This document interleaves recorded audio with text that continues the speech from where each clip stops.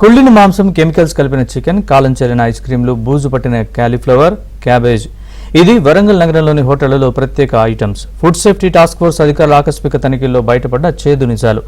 నగరంలో పేరున్న బడా హోటల్స్ భాగోతం మరోసారి బట్టబయలైంది. అధికారులు చెప్పిన నిజాలు కలకలం రేపుతున్నాయి.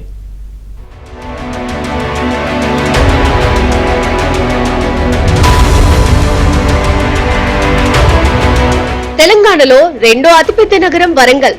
నగరం దినదినాభివృద్ధి చెందుతోంది. పెరిగిన రద్దీకి తగ్గట్టుగానే ఏటికా ఏడు ఫుడ్ సెంటర్లు, భారీ హోటల్స్ పెరుగుతున్నాయి.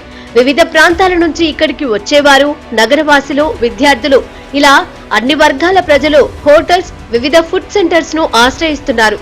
కమ్మటి బిర్యానీ, వేడివేడి మటన్ ఇలా తమకు నచ్చిన ఆహారాన్ని ఆర్డర్ చేసుకుని తింటున్నారు. కానీ అవన్నీ కల్తీ జరుగుతున్నాయని వారికి తెలియదు. స్థానికంగా ఉండే ఫుడ్ సేఫ్టీ అధికారులు తనిఖీలు చేయకపోవడంతో హోటల్స్, ఫుడ్ కోర్టు యజమానులు ఇష్టారీతిన వ్యవహరిస్తున్నారు. కుళ్ళిన మాంసం, రసాయనాలు కలిపిన చికెన్, బూజు పట్టిన కూరగాయలు, కల్తీ మసాలాలతో ఆహారాన్ని వండి వడ్డిస్తున్నారు. అపరిశుభ్రమైనటువంటి కిచెన్ లో వంటకాలు చేస్తూ ప్రజల ప్రాణాలతో చెలగాటమాడుతున్నారు. ఈ దందా వరంగల్లో కొంతకాలంగా జరుగుతోంది. అయినా ఫుడ్ సేఫ్టీ అధికారులు చూసి చూడనట్లుగా వ్యవహరిస్తున్నారు.